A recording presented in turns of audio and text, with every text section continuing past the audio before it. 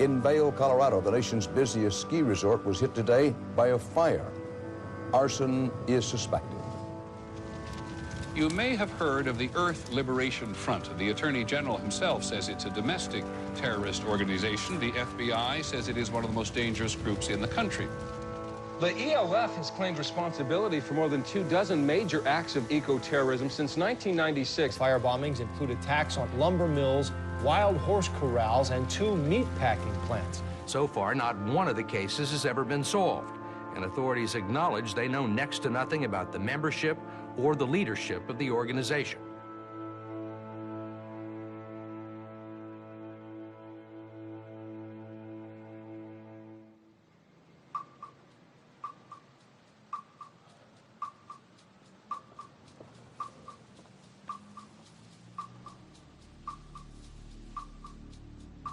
On December 7th, 2005, 4 federal agents entered my wife's office and arrested one of her employees, Daniel McGowan. It was part of a nationwide roundup that eventually netted 14 members of the radical environmental group, the Earth Liberation Front.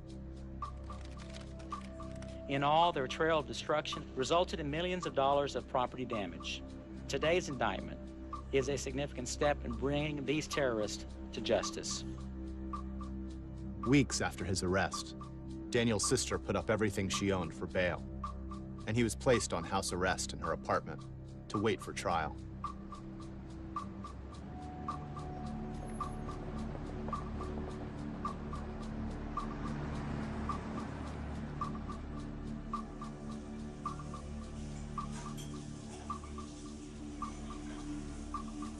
In 2001, I was involved with the Earth Liberation Front, and I was involved in 2 separate arsons in 1 year.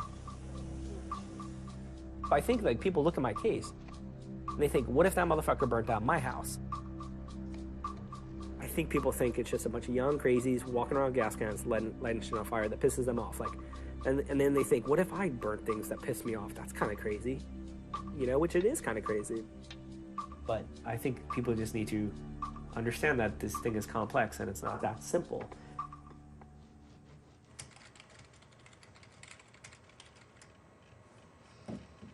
It's hideous to be called a terrorist. There was no one in any of these facilities. No one got hurt, no one was injured. And yet, I'm facing life plus 335 years. I split my time between talking to my lawyers. I do a lot of research on my case. You know, all my legal documents. DVDs and CDs of video and photos, audio tapes. Hi, this is Daniel McGowan. I know that my lawyer sent you the brief that is being filed with the court today, but it's basically about... As Daniel is preparing for trial, the government is putting pressure on him and his co-defendants to take a deal. Either they plead guilty and testify against each other, or go to trial and risk life in prison.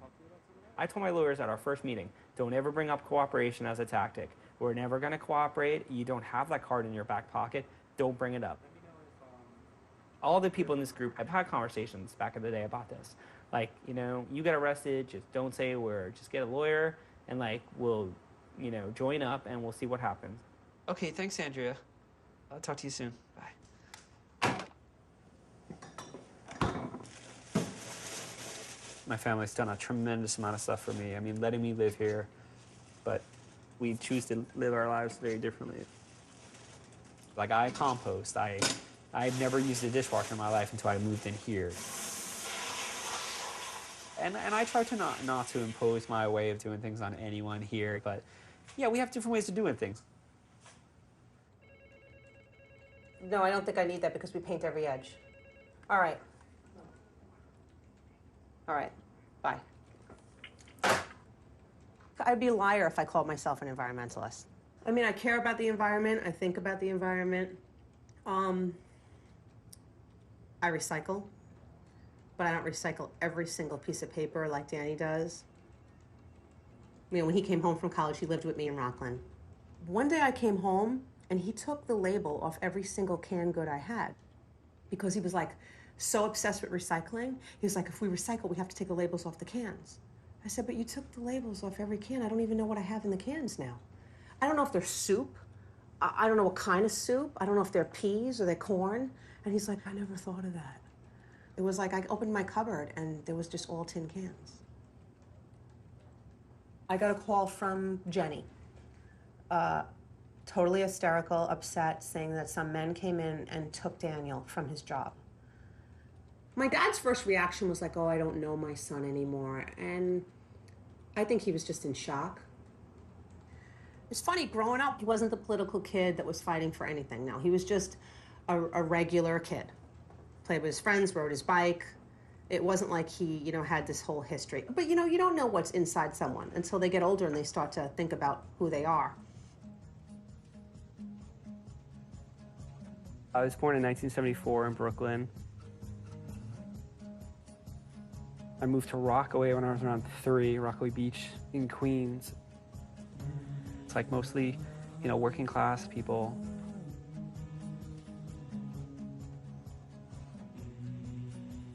My dad was a cop in the New York Police Department. I went to high school at a place called Christ the King, Catholic high school. And I was a track runner, and I got scholarships and stuff like that.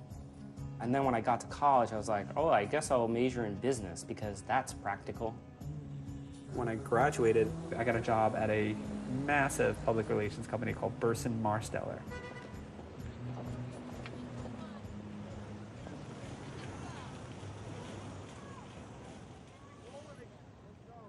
During this time period, at some point along the way, I ran into a woman collecting signatures at Union Square. She kept telling me about wetlands, the Wetlands Environmental Center. And that kind of was where it changed.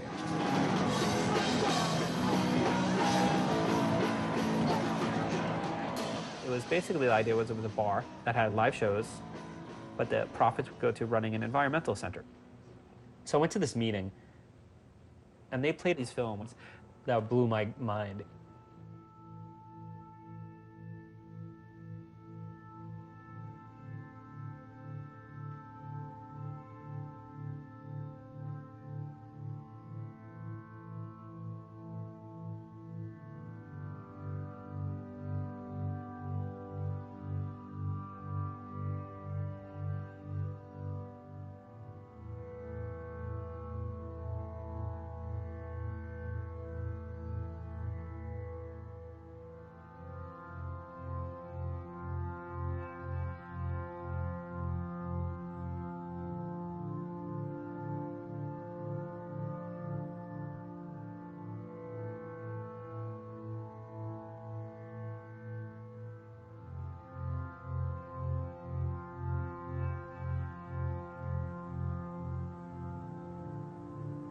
I had never seen with my own eyes what kind of world we lived in. I feel like I'm in perpetual mourning, and I have been from the moment that, I don't know, that I kind of took the blinders off and was like, holy crap, what the hell are we doing?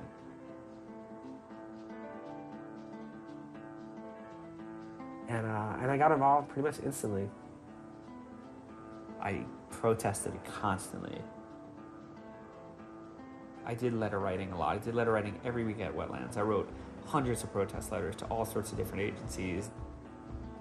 And at the time they announced that there was going to be a national gathering in Crandon, Wisconsin. So I went.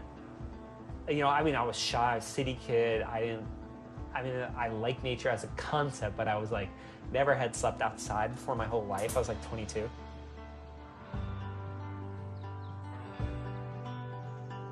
It was different than anything I have ever seen. We went swimming in a creek. We were going out on logs and jumping off. We were skinny dipping. All this stuff was new. Traditionally at the end of the rendezvous, they have a big action. And we went to town and had a protest at the mine office. And I actually ended up being arrested. And it was really eye-opening, to kind of learn about this different world and this environmental resistance movement.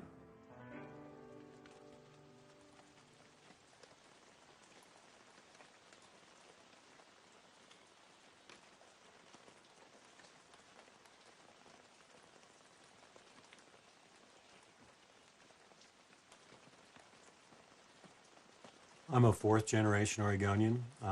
Grew up in Eugene. My brother works in a mill. My uncles own mills. It's something that, if you're from the Northwest, it's something you do.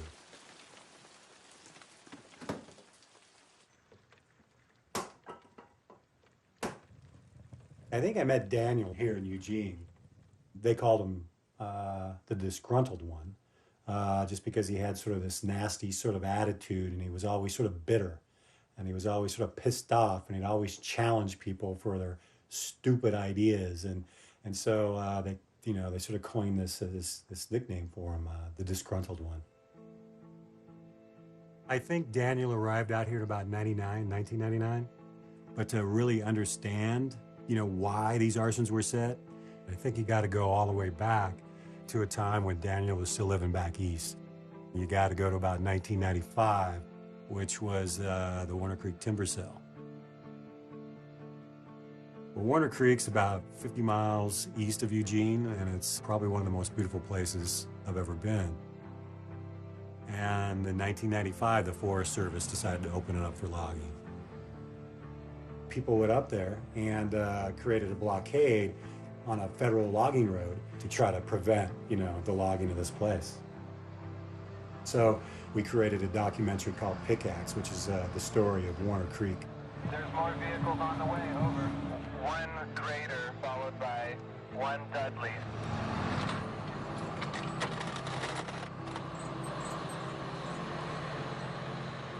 We don't think you guys have the right to take a protected forest teeming with life, bid it and log it. For a long time, people were fighting the Forest Service through like holding signs, letter writing, sort of a hippie-type approach to protest. But there was this new kind of protest that was becoming popular. People would call it sabotage or monkey wrenching. They would glue locks, they'd pull up survey stakes, they would maybe put sugar and gas tanks of bulldozers. At Warner Creek, just a simple little blockade turned into an all-out assault on the only way in to that forest. Protesters dug a series of trenches to keep logging trucks from getting to the forest. And then they built the wall. It looked like an old fort from the Wild Wild West, and it had a drawbridge, and it was really a cool blockade. We're drawing a line in the sand, and you can't come in here and destroy this place. And they stayed up there for about a year.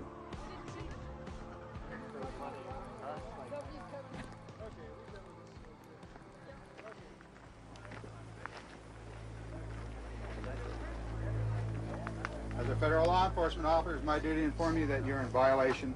You have 5 minutes to get out of here, and you have actually less than 5 minutes. Early one morning, the Forest Service came up and arrested the protesters and knocked down the wall.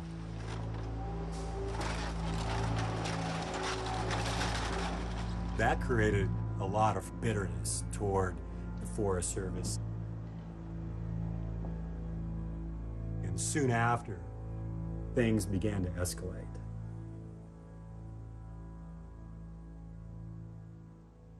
The first time I met Jacob Ferguson was at Warner Creek. He was sort of a cool dude. He didn't say much. He just did a lot of work. But I think it's really hard to know Jacob Ferguson unless you're on the inside of Jacob's life. This is the house I moved into right over here. And right at that time, Jacob Ferguson was living right over there. But Jacob was a pirate. He was definitely an outlaw.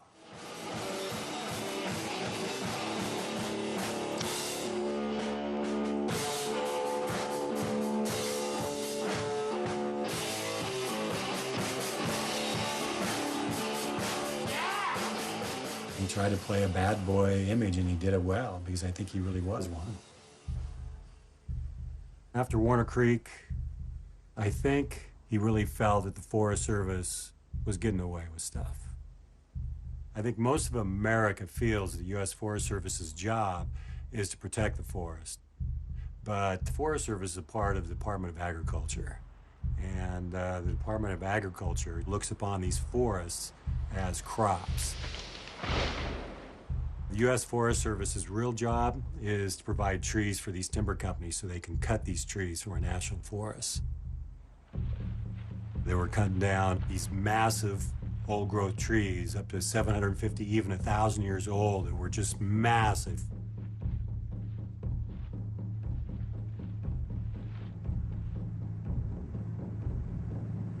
But I think Jake was tired of the talk. He was tired of just, philosophizing. You guys, through talking shit now or what? Let's do it.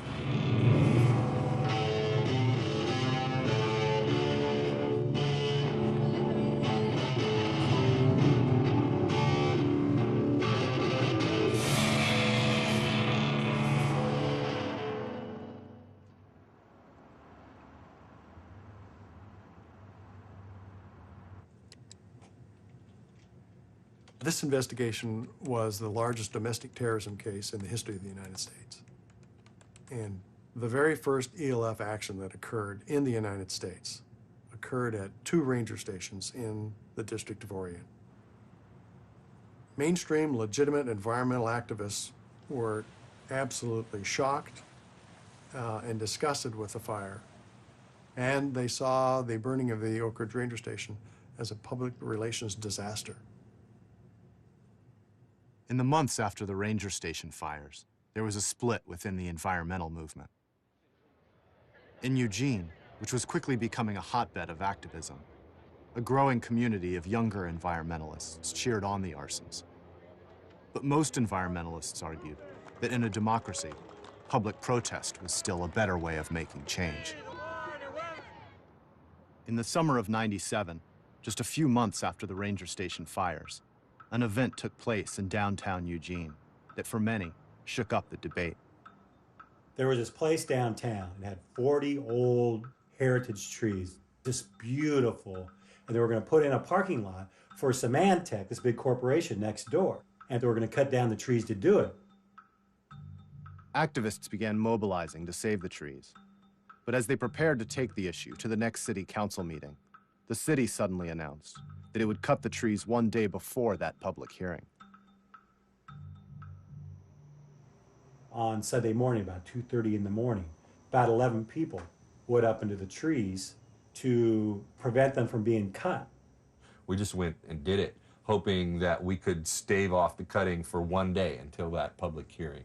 Just for one day, so the citizens could talk to the city council the next day about saving them.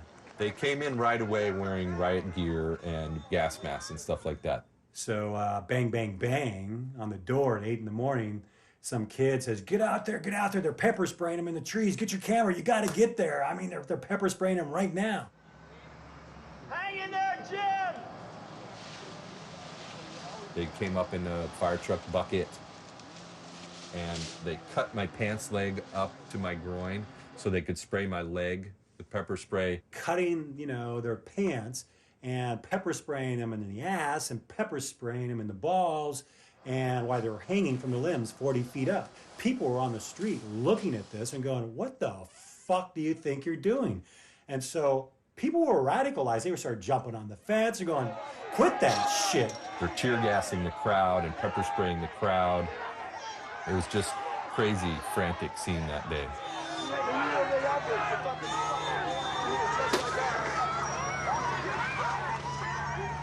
And they used about 12 to 15 cans on Flynn, and he stayed up for, I think, about 6 or 7 hours, man.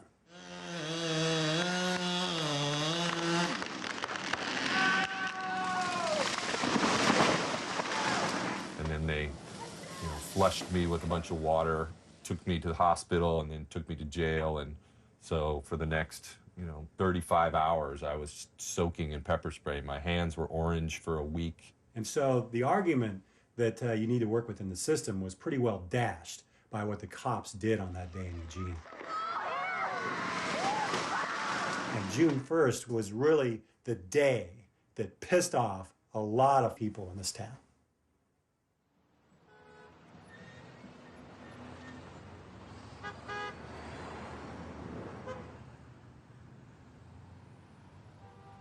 I remember reading about it. People were like, oh, we have this footage, and you know, it was really intense, and that kind of stuff, like, that's part of the story. That was like part of the backdrop.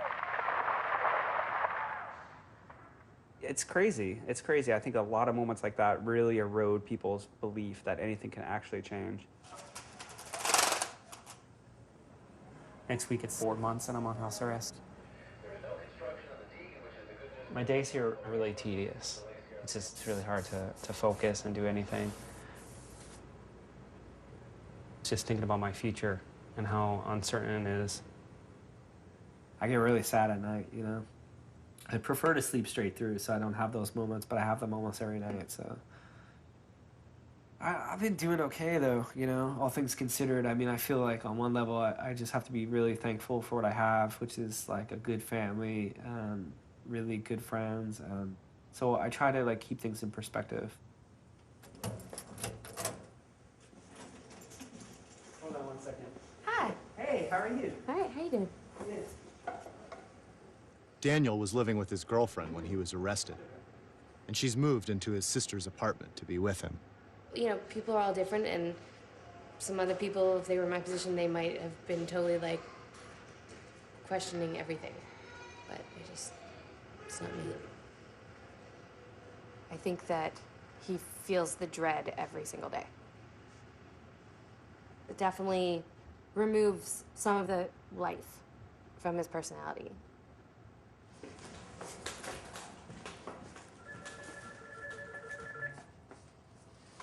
Hello? Hey, what's up? How are you? Wait.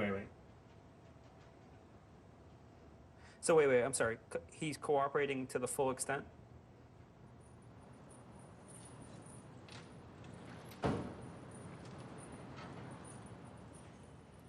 Six of Daniel's co-defendants have appeared in court to accept plea deals. In exchange for reduced sentences, they've agreed to testify in the government's case against the remaining defendants. It hurts that people that I trusted and cared about, you know, turn their back on me. To be a cooperating witness, it's something other people can do. I'm just not going to do it because I just have to live with myself, and I'm not going to be that person and start spewing out crap just to like get myself out of a situation that's not very pleasant. So.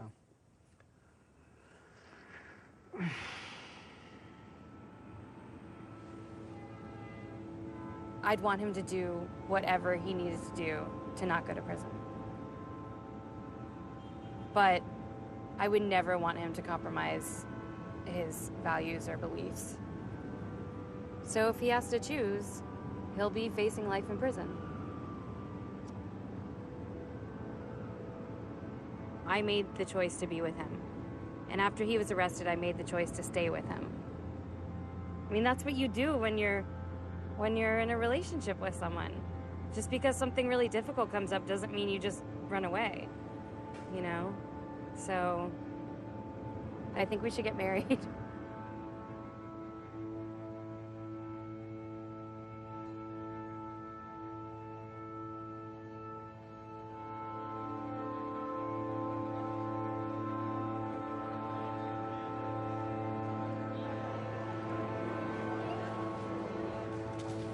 Daniel, I've seen you with Jenny, and you're wonderful with her. You're good for each other, you got great chemistry, and I know you both. Congratulations. This kid faces 335 years plus life in prison. And he's getting married. I want to kind of grab the positive and think that this is going to work out in the end. Everything's going to be okay. And, you know, there's nothing to stress about, but there is.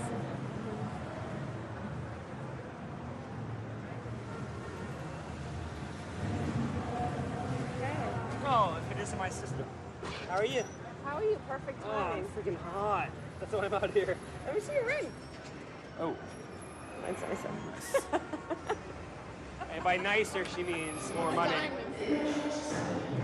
His name is made of like some recycled type metal. It doesn't hurt anything or anybody. And mine's made of good old diamonds. Come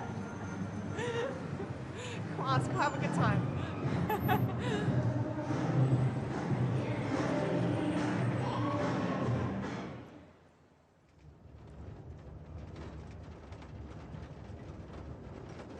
It's easy to discount the environmental movement as a bunch of wackos and hippies and arsonists. But it's not like that. There are businessmen and you know, moms and dads and scientists and loggers themselves, or people from every walk of life that get involved in this. I've spent several years of my life doing logging in the woods. I come with a little different perspective than a lot of the, you know, the environmental crowd or the, you know, the logging crowd. I've got a little of both in me. I'm okay with cutting down trees. I just don't have an issue with it. But I'm not okay with cutting them all down. The industry tends to call the environmentalists radical. The reality is that 95% of the standing native forests in the United States have been cut down. It's not radical to try and save the last 5%. What's radical is logging 95%. This is radical. Well, this is a piece of a big old tree. This tree probably sprouted just about the time Columbus sailed the ocean blue.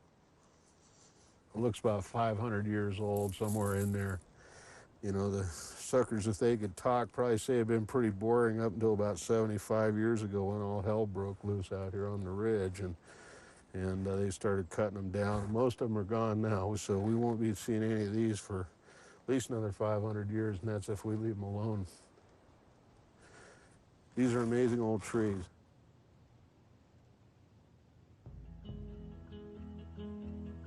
I moved out west in October of '98.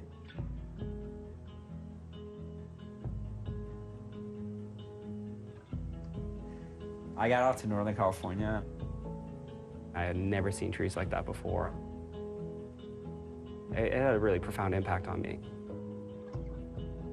I was already quite radicalized, but I couldn't believe the fact that people accepted what was going on. I have memories of like for the first time seeing log trucks, you know, and being like, whoa. You saw the mills, or you go into the forest and you stumble upon a clear cut. Like, it just blew me away. Just the arrogance of it. I was like, man, this is butchered. You know, it made me think, like, why are we being so gentle? Why are we so gentle in our activism when this is what's happening, you know?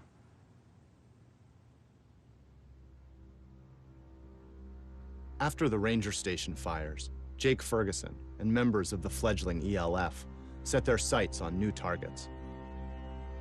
They came across an Associated Press article about the rounding up of wild horses from government land.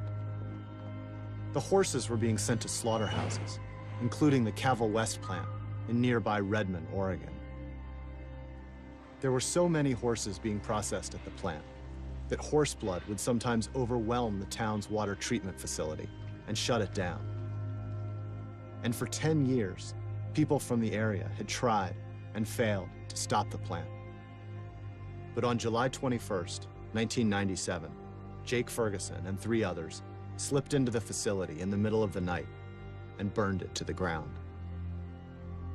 The company was never able to rebuild, and the arson became a model for the group. In one night, they had accomplished what years of letter writing and picketing had never been able to do. They expanded and took on new targets. They burned timber company headquarters, a Bureau of Land Management office, and a $12 million ski lodge at Vail, Colorado, to protest the resort's expansion into national forest. An ELF press office was opened by activists who did not know the identities of the ELF members. How do they contact you? Anonymously. But I mean, what is that, like a package drop on your doorstep? Well, They publicized the fires and explained the group's actions. when a building burns down, they have to do a news story about it. That's why the Earth Liberation Front burnt down the building in the first place, to get exposure. We were there to help explain why that building burnt down, what it was doing in the first place that was angering people so much. A lot of what the Earth Liberation Front did was considered economic sabotage. These corporations exist to make money. All of a sudden, they're losing money, so they have to reassess their activities. Another thing that happens is that the building that was dumping toxic waste, for example, into the river one day, is unable to dump that waste tomorrow. The press office encouraged people to start their own ELF cells, but mandated that their fires not harm any life. Take initiative, form your own cell, and do what needs to be done to protect all life on this planet. The idea spread, and new anonymous cells popped up in other parts of the country. The Earth Liberation Front is turning up the heat again, igniting devastating blazes all across the country. A biology lab at the University of Minnesota. Bloomington, Indiana. New York's Long Island. Now some say ELF is in New England.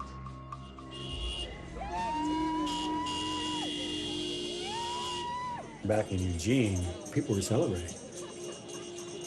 We had no idea that it was people from our neighborhood and they were friends of ours, but we were hearing about what was happening and we were celebrating.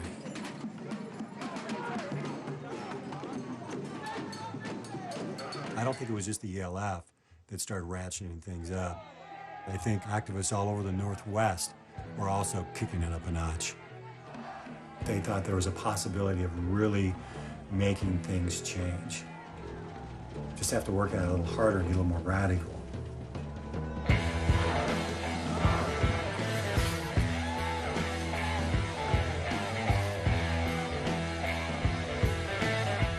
Not turning it off, you know someone's locked under. There's an old woman. She's 80 years old.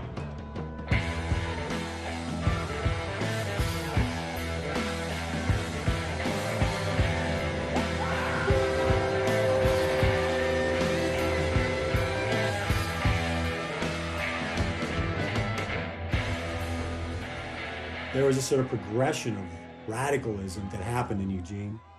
And so the police were also amping up their presence because we were amping up our presence.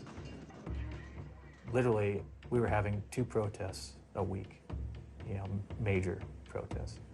And so you can imagine what law enforcement went like. I was doing undercover work around the Eugene area. We were looking for some of these individuals that were causing mayhem around Eugene. I think it was well known in the movement that they could probe and push and get us to react in a way that oftentimes didn't look very good.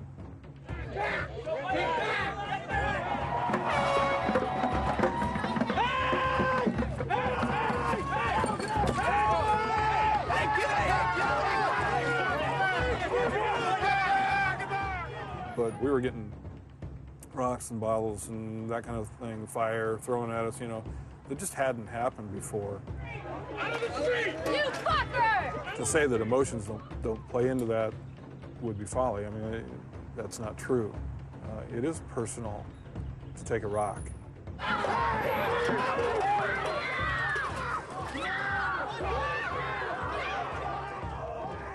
And people's views got hardened and more radicalized from what the police were doing to them within Eugene or other campaigns that were going on around the Northwest. Are you going to release? Why are you doing this to us? Okay. Are you going to release? Who's going to release? Go ahead. I only did one eye. I'm going to do the other eye if you don't release. Please don't hurt me! Violence is not to be used in our mass protest. And leave her alone! Stop it! Stop it! When those people were getting attacked and stepped on and pepper sprayed in their face while they were locked down, I thought protest and civil disobedience, what's the point? Why bother? It's not getting us anywhere. We're getting victimized by their police, I don't know. I think like a lot of people I knew at the time, experienced a massive loss of faith in that systemic change could happen through, the system regulating itself or reforming itself. Good evening. When the World Trade Summit was planned for Seattle, the administration obviously hoped it would be a triumph for Bill Clinton in the closing months of his presidency. Instead, it's been a nightmare of protests and demonstrations in the streets.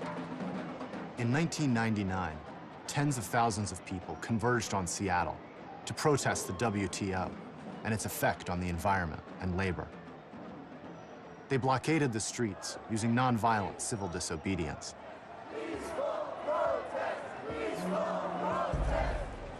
The police responded with force to clear the streets. If you do not vote, you will be the subject of pain.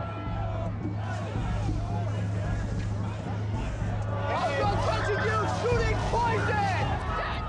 But while the authorities were focused on the demonstrators, another group appeared that included current and future members of the ELF. I met these people in Seattle, and I was introduced to kind of a larger group of individuals. Here we are in our black clothes. You know, downtown Seattle is just full of corporations that are wreaking devastation and destruction on the planet, and people were just like, okay, let's do it. These businesses, they're not going to bow to people dancing in the streets.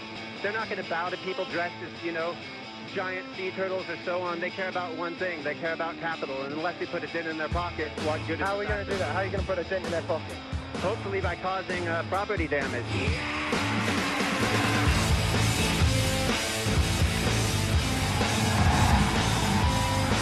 I never breathed tear gas, pepper spray, or saw rubber bullets or concussion grenades until that point. I mean, it's like insane. I really felt like this is like a war zone. Like, wow, holy crap.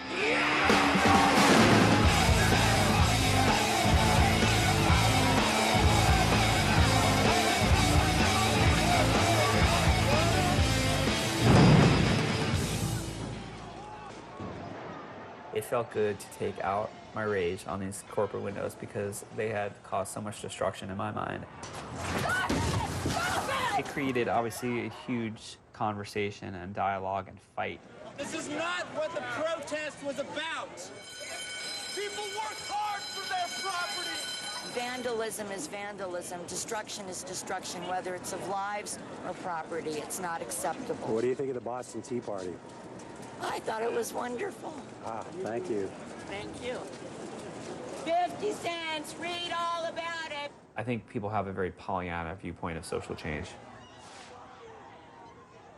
No real social changes happen without pressure, without force, without, some would say, intimidating governments and corporations into changing their behavior.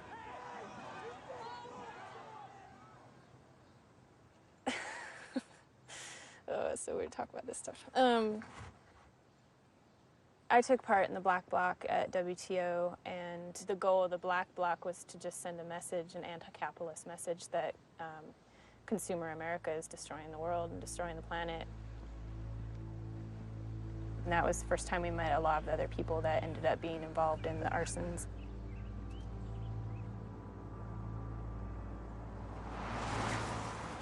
After the WTO, I decided to move to Eugene to keep in touch with some of these people that I met in Seattle. And I started becoming a really different person. Daniel was very involved in the issues and ideas surrounding Eugene. He was very social. He seemed to know everybody, and everybody seemed to know him, including the cops. Daniel was kind of known as a leader around the area. You know, he'd show up at protests or gatherings, and you can always see that he was somebody that people looked up to. You know, you see who's serious and who's not, based on how they're acting, what they're saying. And so somewhere along the line, it became obvious that, like, I was someone that was interested in doing other stuff. I met Jake in the neighborhood. There was some allure about him just being quiet and kind of to himself. And being there really set some things in motion.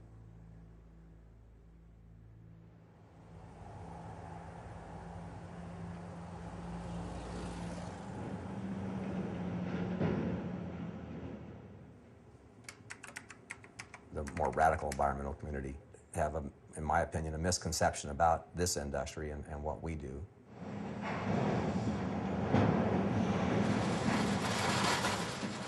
It's more than just a job. You know, I'm a third-generation lumberman. My son works in the industry. I want him to carry on, and when he has kids, I want them to carry on.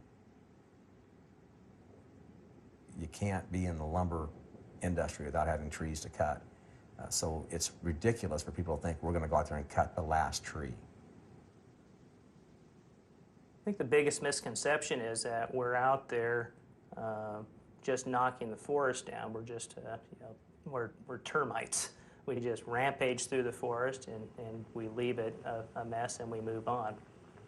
Does it have an impact? Certainly. Nobody likes the looks of a fresh harvest, but we really do regrow these trees. You know, we plant 6 trees for every tree we harvest. That's the law. I mean, it's just flat out the law. People don't break the law. You can't get away with it in Oregon or anyplace else. Being an environmentalist is simply respecting the land and the atmosphere around you. In that regard, I'm an environmentalist.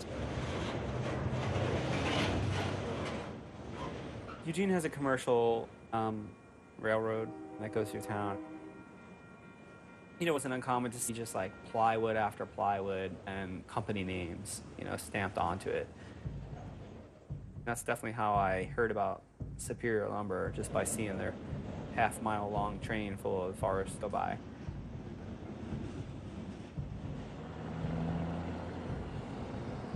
They were logging old growth, logging just massive trees and out of areas that had previously been pretty inaccessible. Sometimes when you see things you love being destroyed, you just want to destroy those things. So I felt like the action was justified.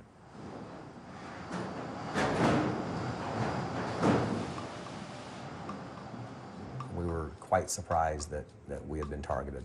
I believe I was invited to participate in Superior Lumber by Meyerhoff to be a lookout along with Suzanne. But I met Jacob and Kevin right before the action, Kevin Tubbs.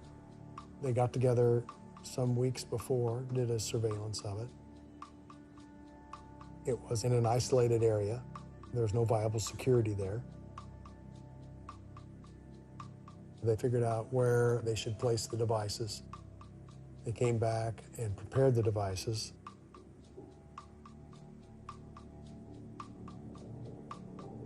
Put them in plastic Tupperware containers, made sure that the containers were fingerprint-free, DNA clean. They always wore gloves.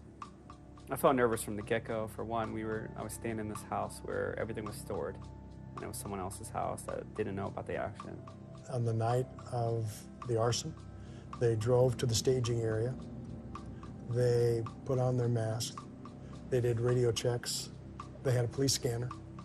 It's positively nerve-wracking. I used to get really sick before actions and like throw up and just get like nervous and like just in a zone, you know? I mean, I think you have to get, when you're doing something that intense, even as a lookout, you're just like freaked out because you just don't know how anything's gonna go. I was in the back of the van, and I was actually kind of by myself in the back of the van, so I was just kind of thinking to myself, and I think Kevin and Jake were in the front of the van, and they were just listening to music, and so it was fairly relaxed. People weren't really talking a whole lot, but, you know, your adrenaline's going. Ms. Savoy and Mr. McGowan were the lookouts, and they staged north and south of the building. I was stationed at a payphone. You know, everybody else was dressed on all black because everybody wanted to blend into the night.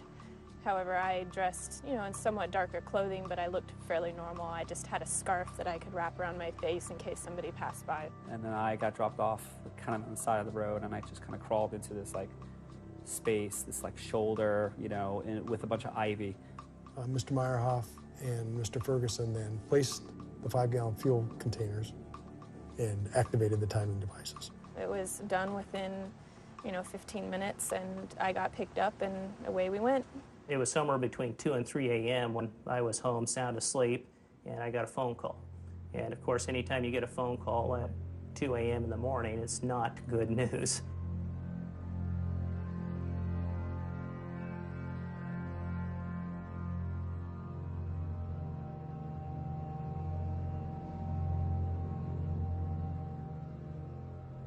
It turned the office into just a fiery oven. I mean, I don't know how hot it got in here, but we had keyboards that were, I mean, you couldn't tell one key from the other. They were just melted together.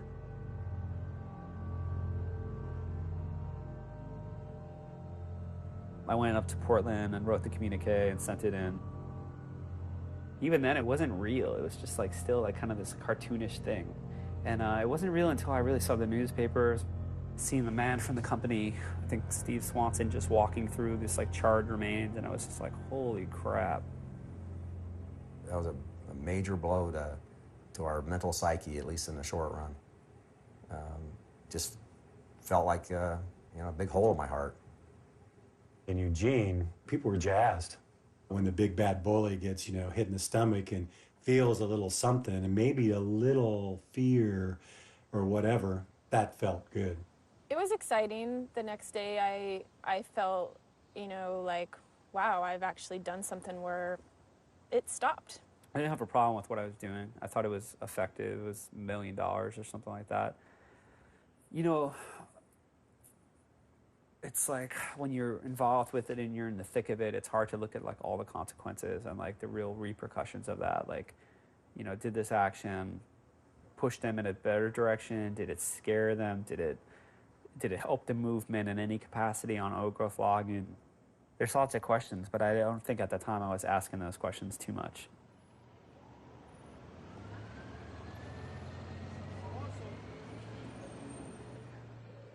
Yeah. Totally. All right, well, that's great. I guess I'll see you in a little bit. Okay, bye. Yes. Awesome. All right, that's great. I'm off the system. I am off house arrest, technically, right now. Hey, I'm off. Sweet. 7 months and 2 days. With 7 months of good behavior, Daniel's lawyers have convinced the government that he's not a flight risk. What do you think about that? I think I'm gonna stay in tonight. No, I'm joking. Are you kidding me? I don't care how tired I am. We're doing something.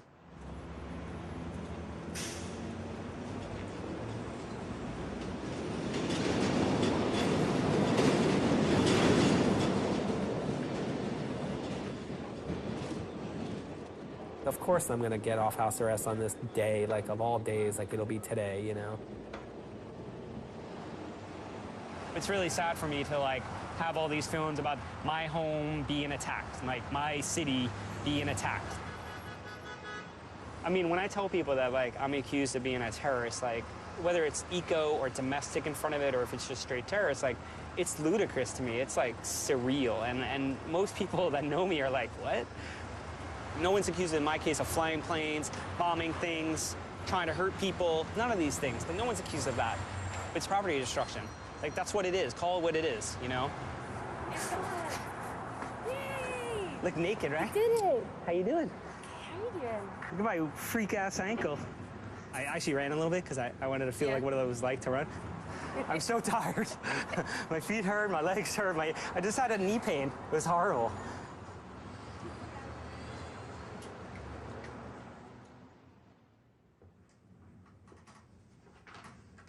As time went on, the cell members had to become better and better and better at their craft, and their craft was destruction.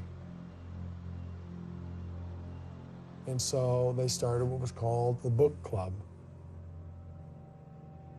They would train one another on how to build incendiary devices. And they would go out and test all these things. So they knew how long it would take, at this time of night, in this kind of weather, how long will it take for this thing to ignite? What type of fuel would work the best? They wouldn't buy all the ingredients from the same store. Even if the same store had the 2 or 3 items that they need, they would go to a completely different store, 30, 40 miles away, so it wouldn't ever be tracked. It was called the book club because they also utilized certain codes. At the meeting, they were told this is the book we'll be using, and then you'd have to use your book that would associate what page number, what line number, what word number, and that's how you would decode the message to tell you where to go. Some of the members of the book club then were more well-versed in computer sciences, and they brought in PGP encryption and showed the other members how to do that. There was a lot of like having good covers for why you're leaving town, why you're not leaving, you know, where you're going, having really good stories that made sense, that were consistent, that you told everyone, your job, your family, everything. Not dressing like activists per se. We didn't really look like what you think we would look like. I mean, if you saw people walking down the street, you would never think, that's the ELF. It made a lot of sense of why there wasn't any evidence, why they weren't caught sooner. They were really good at what they did. In May of 2001, members of the ELF launched an attack against 2 sites at once, a first for the organization. The first target was an office at the University of Washington, where a scientist was doing genetic research on trees with a grant from the timber industry. The second target was the Jefferson Poplar Tree Farm, where the group believed that genetically engineered trees were being developed for paper production. In the previous arson, Daniel had been a lookout, but this time he took a much more active role. They rented a motel room. They set up a tent inside the motel room. They put on painter suits, triple thick gloves. They made the devices. One team went to University of Washington, and the other team traveled down to Claxon, Oregon, to Jefferson Poplar Farms. Clatskanai is a really small town. We're desperately trying to avoid a traffic stop because it's just like we're pretty much screwed if we got stopped. There's way too many people in the car dressed in all black. The driver of the vehicle was Miss Savoy. Miss Zacher served as a lookout. And then the 3 men, which was Mr. Meyerhoff, Mr. McGowan, and Mr. Block, took the fuel loads and the timers to the targets. We checked that no one's there, like climb around, look around, no one's in there. We've been there previous, no one's there. The cleaning ladies are like much earlier. We set up all the devices and all the buckets. They put little tubs full of fuel underneath the vehicles, and they put soaked rags, and they'd run the rags from vehicle to vehicle to vehicle. And the towel just goes and it goes and it goes and it goes, and it's tied together in sheets, and it's an absolute mess. They were careful to take the trucks with the fuel tanks, fill the beds of the vehicles with fuel. I'm standing there, I'm drenched in gasoline. We're about to burn 13 huge SUVs, and I was just like, what am I doing? But we take spray paint. Myself and another person go out to the shed, and I write ELF on one side in like pretty huge letters, and the other person writes, "You cannot control what is wild."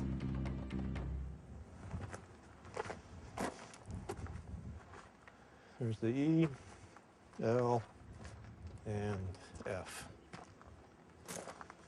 So everything was basically fully engulfed when I got here.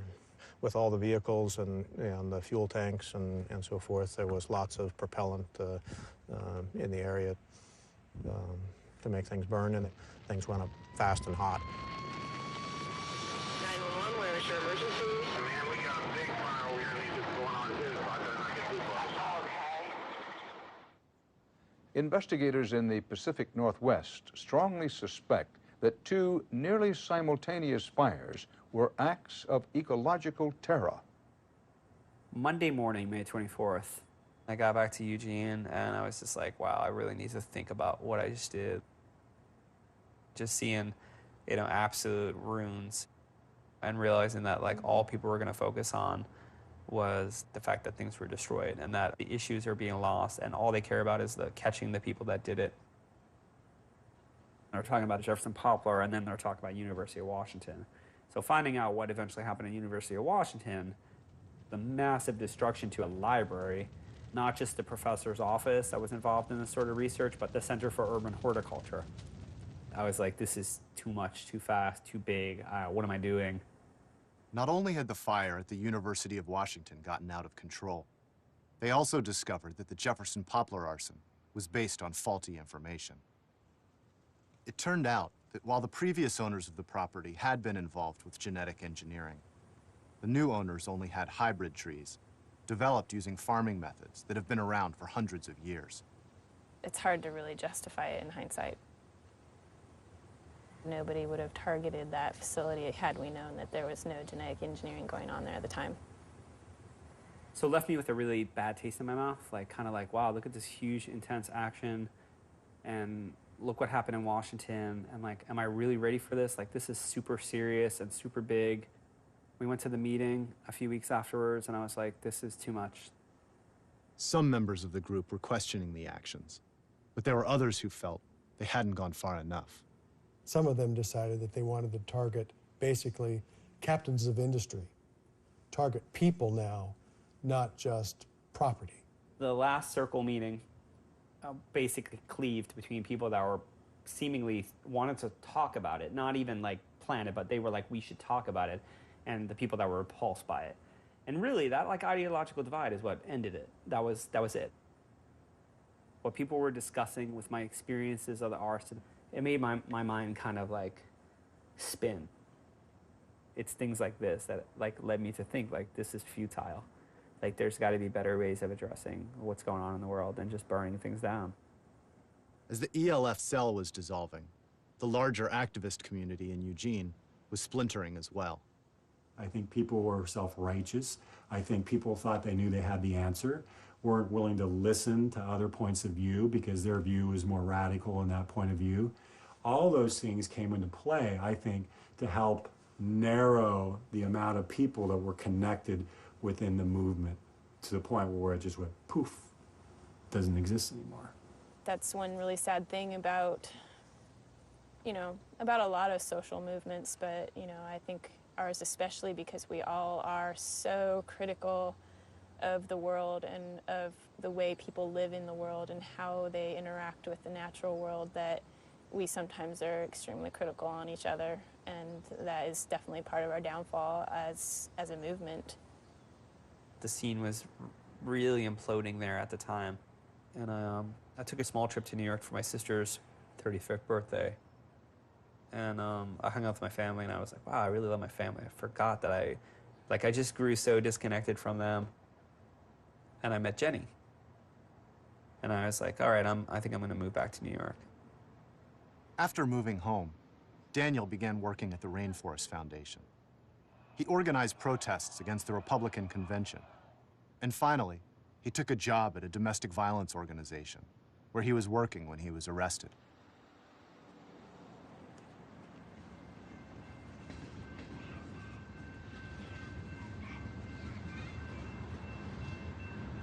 The ELF fires in the Northwest had stopped, but the government continued to work on the case. We had a war room, basically. It was a situation room, and we worked it and worked it and worked it. We had diagrams all over the walls. We had our flow charts, and we had our pictures of all our target suspects up there. What's different on TV that's not realistic is that everything's solved in 50 minutes, and that's not what happens here. 3 years after Daniel moved back to New York, the government had still turned up no viable suspects. We came together and decided that we would take a cold case approach on one arson to see if we can turn any suspects in that particular arson.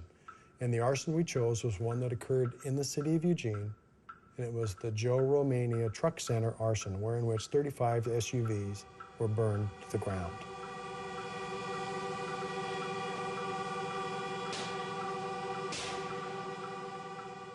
The new investigation yielded a number of clues, which pointed the government toward one local activist.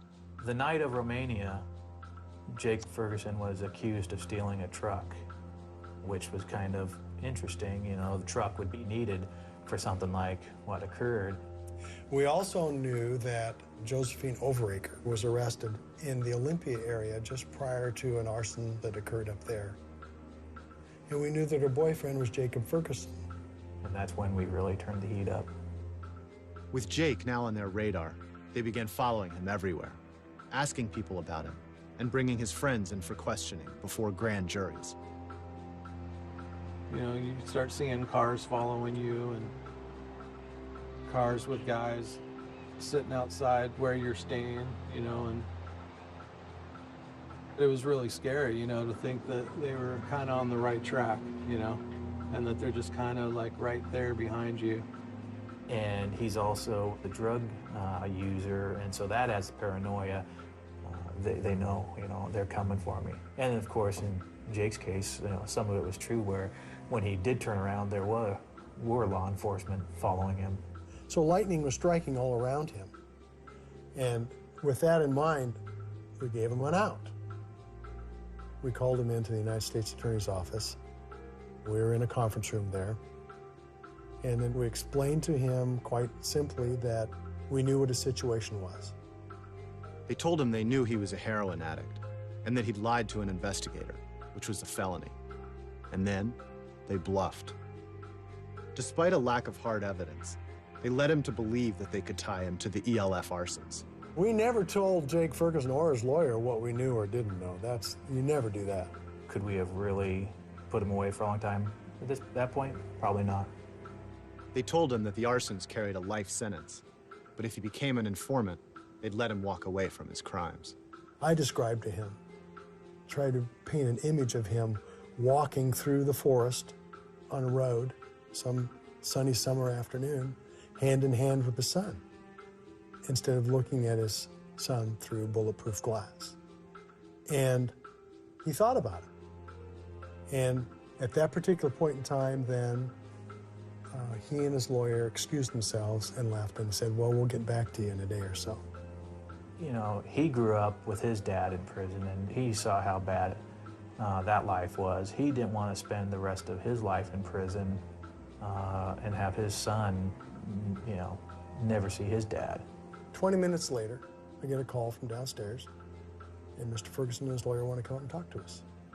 And so they came up and they said, we would like to consider cooperation. What do we need to do? So that was, when we found out that he was willing to cooperate, that was one of the best days I've ever had. So he started listing off all the things that he had information about.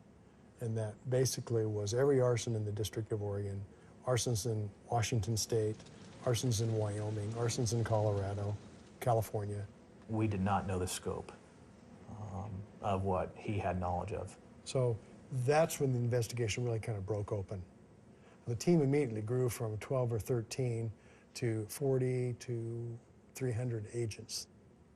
After debriefing Jake about the 14 fires he'd been involved in, the government had a problem.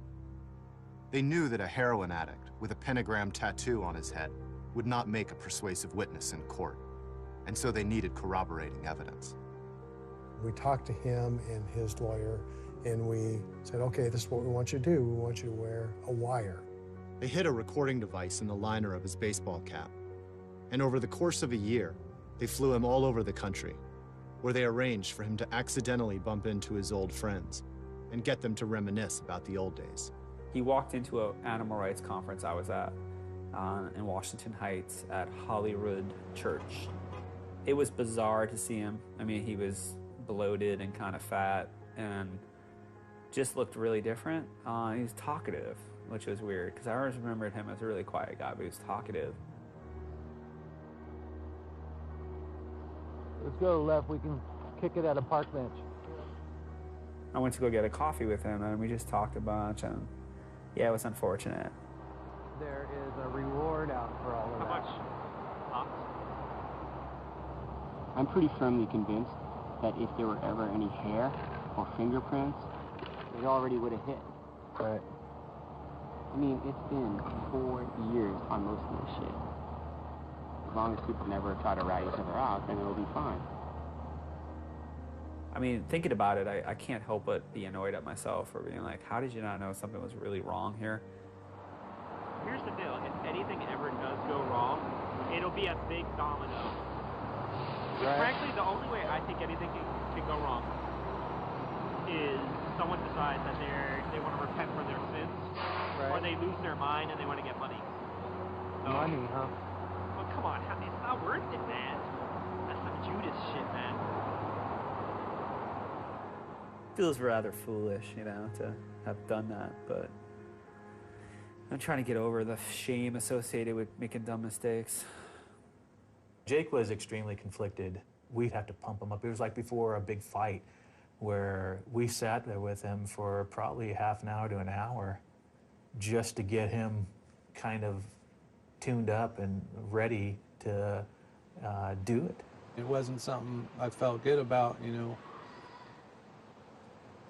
getting people to confess by wearing a wire, you know, but what can you do when you've already taken a deal and then you've admitted to doing all these felonies? They've got you. You know, if you do anything to disagree with the deal's off, and you've just confessed to, like, you know, life in prison.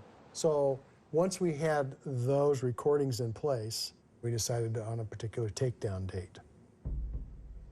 The takedown presented an enormous logistical challenge. The government believed that the suspects had to be arrested at exactly the same moment, or word would get out and they would go into hiding. So teams of federal agents fanned out across the country. I went to New York, and we stayed out on Daniel McGowan's house until, I think it was 10 or 11, making sure that he was going to be there first thing in the morning. And then we got, it was not very good sleep. The next morning, Detective Harvey and 3 federal agents followed Daniel to work.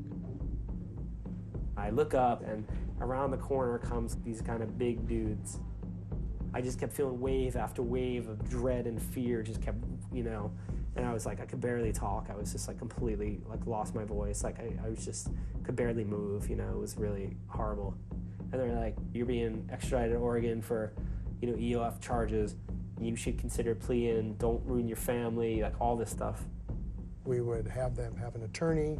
We would present the evidence that we have against them and say, here's your opportunity to become a cooperator or remain a defendant, your choice. You know, when you sit down with them and you show them and let them listen to themselves on tape, you see them really sink. Okay, I'm done.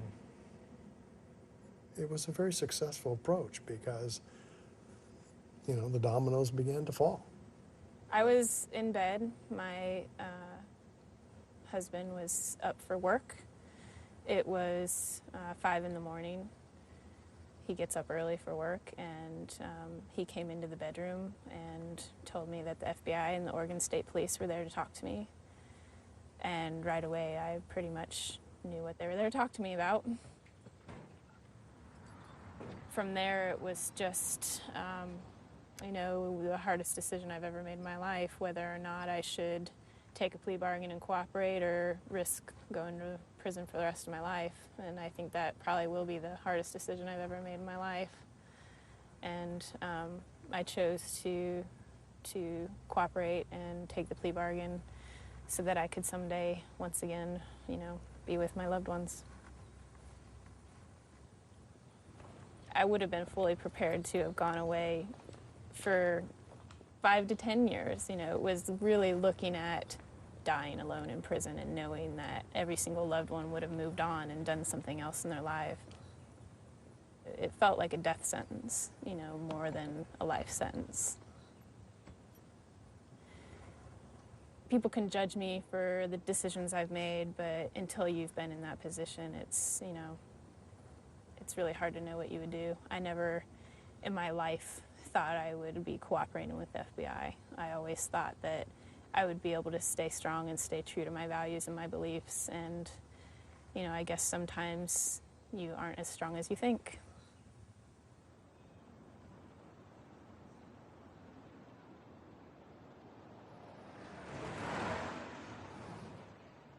So, I don't know if you're on, but can we talk off camera for a second? Daniel's lawyers have negotiated a plea bargain. While most of his co-defendants have agreed to testify against each other, Daniel and 3 others have held out for different terms. They'll have to take responsibility for the arsons, but will not be forced to give information about others if they accept the deal.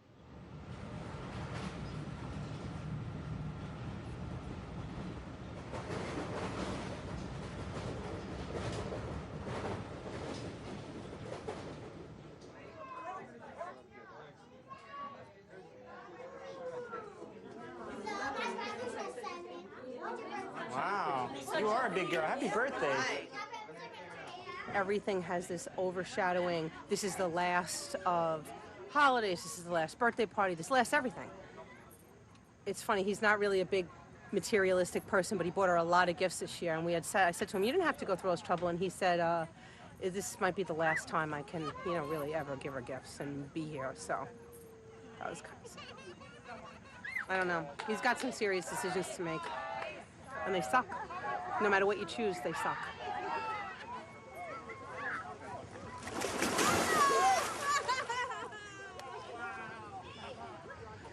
I just feel bad that this came up in this part of his life. Hoping for him to make an agreement, was going to trial. I think with the charges against him, that's 2 life sentences. I don't believe in his philosophies, but he's my son, and I love him.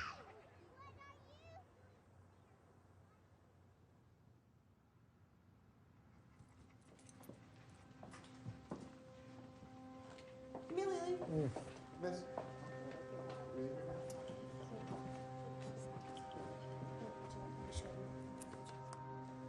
So cool.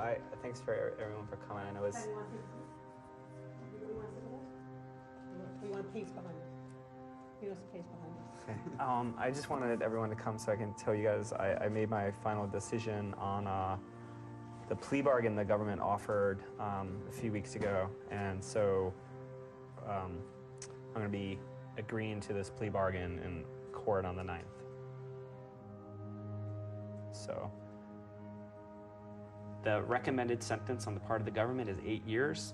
I won't be taken into custody at sentencing. I'm going to qualify for a self-report, but it's a major important thing to them to say that our crime fit the federal crime of terrorism. Even though Daniel has now accepted a plea bargain, a hurdle still remains. A federal judge must determine whether the fires qualify for something called the terrorism enhancement. If the judge rules that Daniel's fires were terrorism, Daniel could be sent to a new, ultra-restrictive prison that was set up after 9/11 to house terrorists. In the media and in the courtroom, the question is debated. Eco-terrorism. Terrorist acts by radical groups. Eco-terrorists. Eco-terrorism. Environmental terrorists. People need to question, like, this buzzword and how it's being used and how it's, like, just become the new communist. It's become the new, you know, it's like the boogeyman. It's a boogeyman word. It's like whoever I really disagree with is a terrorist. Some people have the problem with, you know, calling this terrorism, but when you're basically making the threat where people go home at night wondering if they're going to be a target, that's what terrorism is. After the fire, for a long time, you really looked over your shoulder. And we put an alarm system in our home and things like that before we hadn't thought about. You know, being a New Yorker with experiencing such serious terrorism firsthand is like, how are you going to call someone who sets fire to an empty building a terrorist? It's just inappropriate in every way, and it's an insult.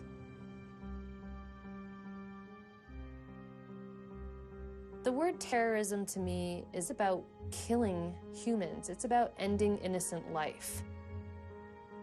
And that is the antithesis of what these people did. Concern for life was a very big part of the plan and implementation of these actions, and is why no one was ever harmed or injured in them. 1,200 incidents are being accredited to the ELF and ALF in this country, and not a single injury or death. Those statistics don't happen by accident. Terrorist acts, under the definition in the law, can vary all over the board.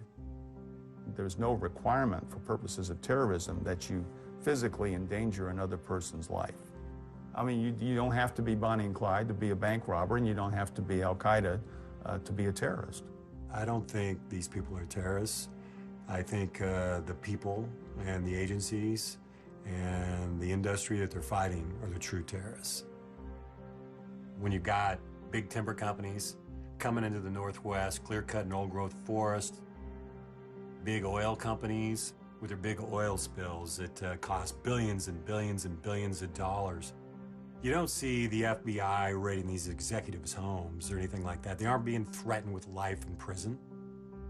All they really do is just pay a fine and move on to the next quarter. The old adage that, you know, one man's terrorist is another man's freedom fighter, it's true.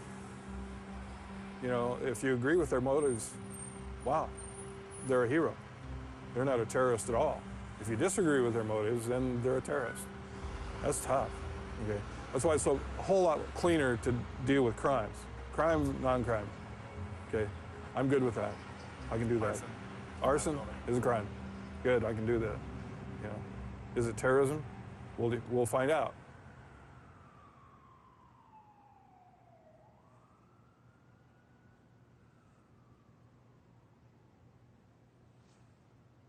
You know, I ordered a book about doing time in federal prison written by a lawyer who did time, and I'm very, you know, getting very prepared for the whole idea, but that doesn't necessarily make it any easier, you know?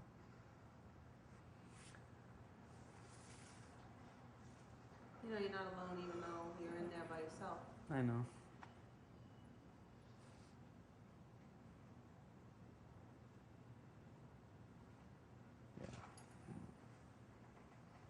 Just, I don't know, it sucks. Sometimes it's hard now to just look at the whole situation and go like, what the fuck? How did this all happen, you know?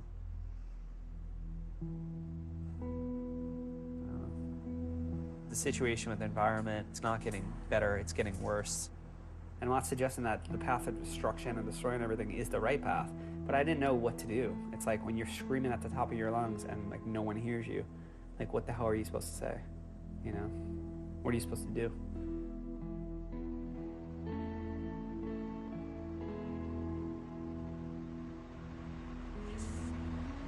Going to the courthouse?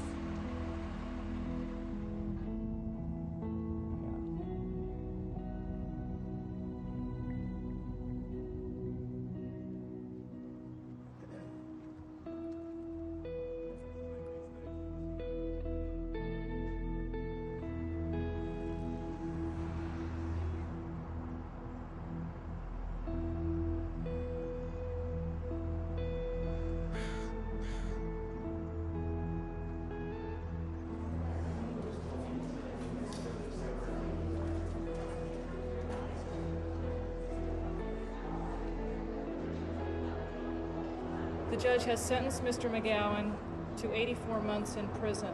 That's 7 years. The court also imposed a terrorism enhancement.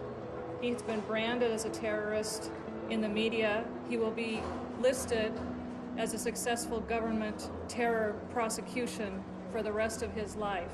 And we are very disappointed. We believe it's legally wrong and factually wrong. Oh, look at the trailhead right there.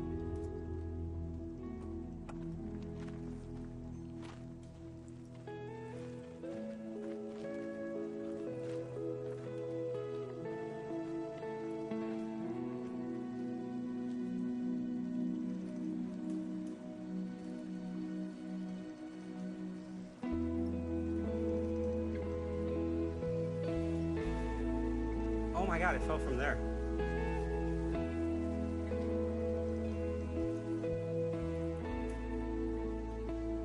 The older I get,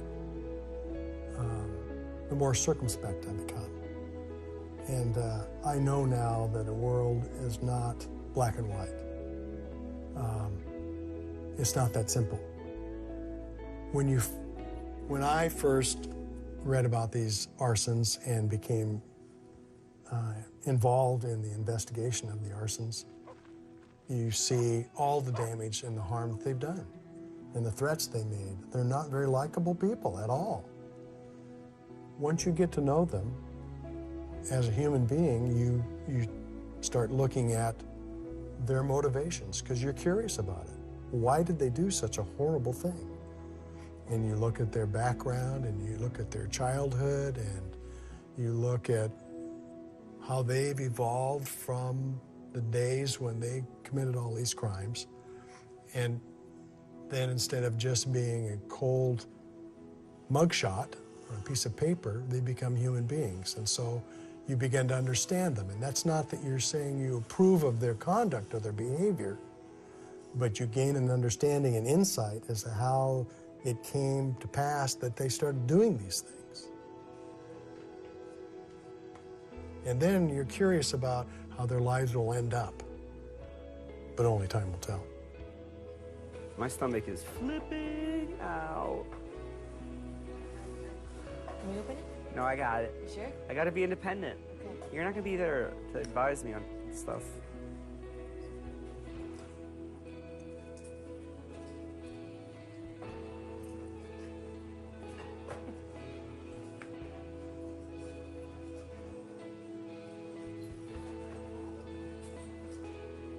I'm in your corner. I know. Thanks, Pop.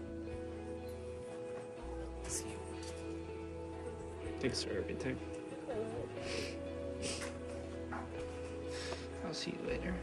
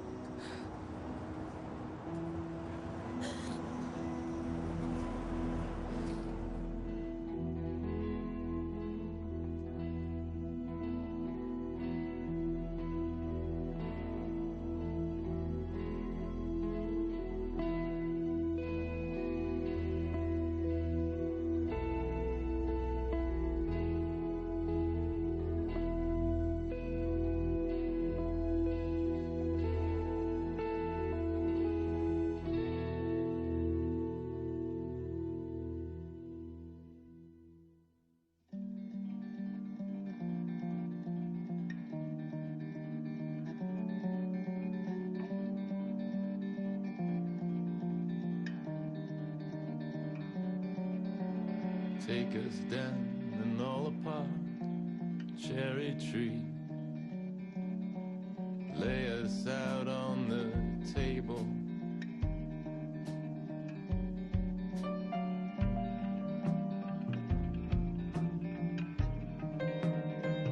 You're sharp, all right.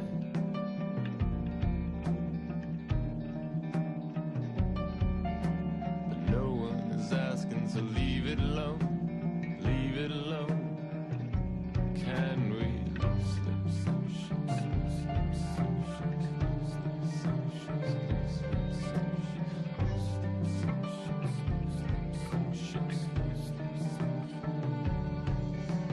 Don't look at me, I'm only breathing.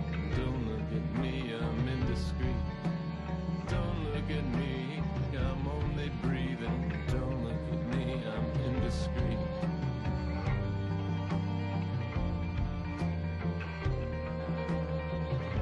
Can we show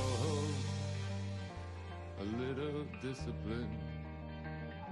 Can we show a little discipline? Can we?